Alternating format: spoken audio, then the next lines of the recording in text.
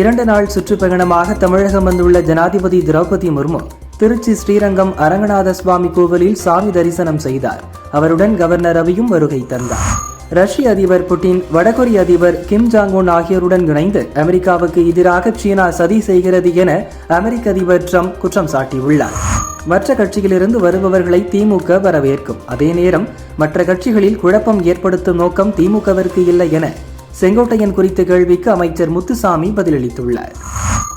சர்வதேச அரசியல் மற்றும் பொருளாதார குழப்பங்கள் காரணமாக இந்தியாவில் தங்கத்தின் விலை வரும் மாதங்களில் தொடர்ந்து உயரும் என ஐசிஐசிஐ வங்கியின் பொருளாதார ஆய்வுக்குழு அறிக்கை வெளியிட்டுள்ளது.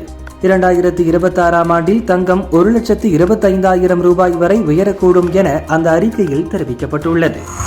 நெல்லை மனோன்மணியம் சுந்தரனார் பல்கலை வளாகத்தில் நடந்த மாணவர்கள் மோதல் விவகாரத்தில் 11 பேர் வகுப்புக்கு வர தடை விதிக்கப்பட்டுள்ளது.